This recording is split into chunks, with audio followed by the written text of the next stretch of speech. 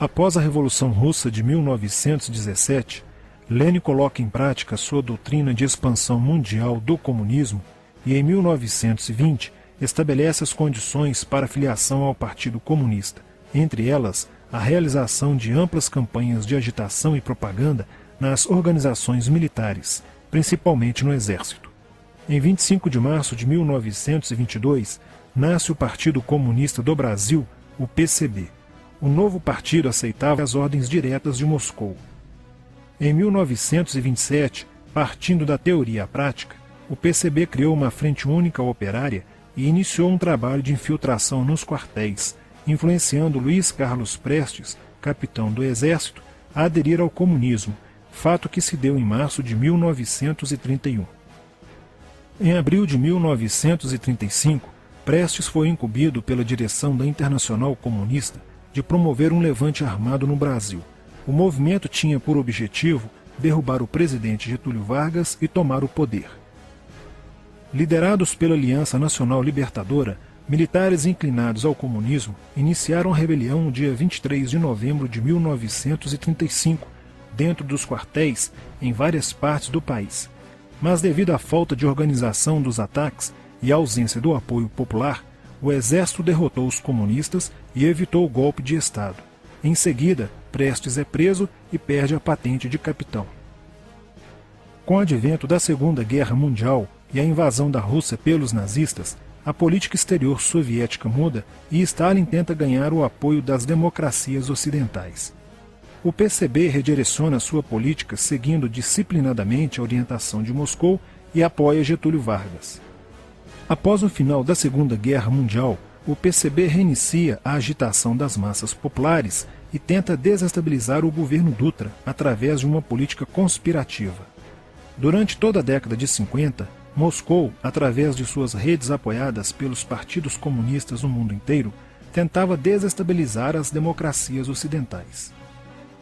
Como consequência, nessa época, em muitas universidades ocidentais, predominava uma visão social esquerdista, sendo que grande parte do terceiro mundo aclamava o modelo soviético como a estrada para a justiça social. Muitos intelectuais se declaravam marxistas. Assim, a conjuntura era altamente favorável ao comunismo, o que provocou sua expansão dramática até o final da década de 50, com a vitória da Revolução Cubana. Isso fez o PCB defender com mais intensidade a luta armada como a única solução viável e progressista dos problemas brasileiros. A União Soviética, destinada a aumentar o seu campo de influência no continente americano, despertou interesse pelo Brasil, um país de dimensões imensas, fronteiriço com quase todos os países da América do Sul, país estratégico no cenário mundial que poderia pender o fiel da balança para o lado comunista.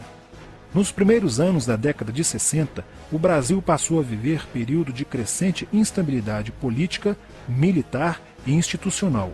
Em 1961, Luiz Carlos Prestes encontrou-se com Nikita Khrushchev em Moscou para planejar a Revolução Agrária no Brasil.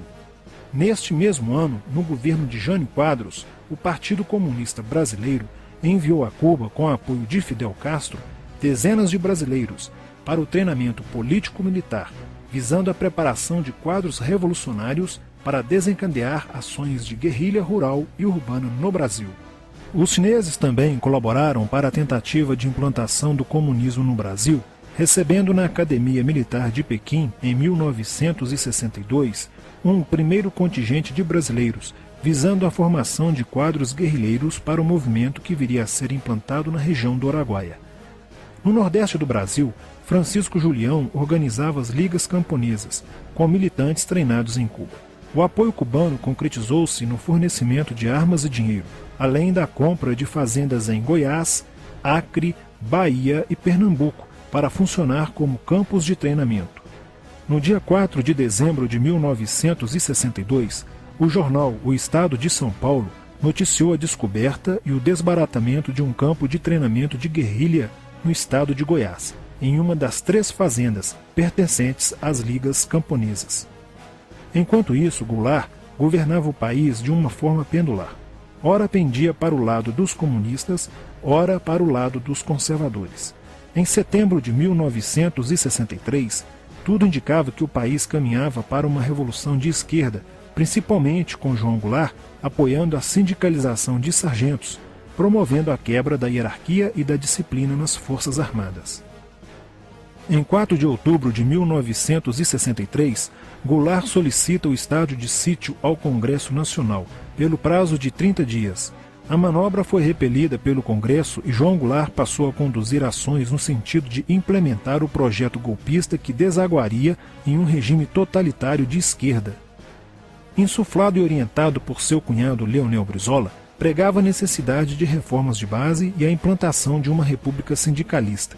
Controlando o aparelho sindical, o governo promovia o grevismo, a anarquia e o caos. O país passou a viver dias de intranquilidade, estagnação econômica e inflação descontrolada. Em meio à crescente radicalização do ambiente político, Leonel Brizola era a liderança que unificou as esquerdas na frente de mobilização popular, criando o grupo dos 11 companheiros para tomar o poder pela luta armada. Segundo Brizola, o grupo dos 11 seria a vanguarda avançada do movimento revolucionário, a exemplo da Guarda Vermelha da Revolução Socialista de 1917 na União Soviética. Alheio às críticas que lhe endereçavam militares e oposição civil, João Goulart e o PCB mantinham entendimentos constantes. No dia 13 de março de 1964, um comício realizado na Praça Central do Brasil, no Rio de Janeiro, ficou conhecido como a Comissão das Reformas. Mais de 100 mil pessoas participaram, pedindo a legalização do PCB e a entrega de armas ao povo para a luta armada. No palanque estavam João Goulart, Miguel Arraes e Leonel Brizola. No dia 19 de março aconteceu a primeira Marcha da Família com Deus pela Liberdade, que reuniu 800 mil pessoas em oposição ao comício do dia 13, em demonstração do descontentamento de grande parte da população com os rumos que tomava a situação nacional, principalmente devido à impressionante demonstração de força, o tom radical dos discursos de Arraes e Brizola e a profusão de cartazes com a foice e o martelo. Em 20 de março, apoiados por Brizola e pela CGT, a Associação dos Marinheiros e Fuzileiros Navais do Brasil reuniu-se declarando um motim, dando origem a vários outros movimentos rebeldes no interior das Forças Armadas. Realizou-se em Niterói, na sede do Sindicato dos Operários Navais, um congresso continental de solidariedade a Cuba, com a participação de delegações latino-americanas. Luiz Carlos Prestes manifestou o desejo de que o Brasil fosse a primeira nação da América do Sul a seguir o exemplo de Cuba, se tornando uma nação comunista. Na véspera de 30 de março de 1964, João Goulart, ignorando o pedido de assessores e do seu líder na Câmara, Tancredo Neves, compareceu à sede do Automóvel Clube para uma homenagem da Associação dos Sargentos da Polícia Militar. No seu discurso, Goulart defendeu a mudança na Constituição para que pudesse concorrer às eleições presidenciais de 1965, desagradando a Carlos Lacerda, Magalhães Pinto e Juscelino Kubitschek, pré-candidatos à presidência da República. O golpe da esquerda já estava preparado para 1º de maio de 1964, caso o Congresso Nacional não aprovasse as mudanças. A imprensa brasileira, bem como importantes setores da Igreja Católica, do meio empresarial e a maior parte do Congresso Nacional, exigiam ações das Forças Armadas para conterem os comunistas no Brasil. Ao final de março, jornais como o Globo, Jornal do Brasil, Correio da Manhã e Diário de Notícias pregaram abertamente a deposição do presidente João Goulart. Nos bastidores dos acontecimentos, os serviços secretos dos Estados Unidos e da União Soviética trabalhavam intensamente, tentando cada um fazer a balança pender para o seu lado, não medindo esforços para levarem o Brasil a uma guerra civil. O general Olímpio Mourão Filho resolveu partir com suas tropas sediadas no estado de Minas Gerais para o Rio de Janeiro. O general Castelo Branco, ao saber disso, telefonou para Magalhães Pinto, governador de Minas Gerais, com o intuito de segurar o levante. O governador mineiro argumentou que, uma vez iniciada a revolução, seria um erro parar, pois alertaria as forças fiéis a Goulart, podendo agravar a situação. A falta de reação do governo Goulart e dos grupos que lhe davam apoio foi notável. Não se conseguiu articular uma reação armada por parte da esquerda. também fracassou uma greve geral proposta pelo Comando Geral dos Trabalhadores, em apoio ao governo.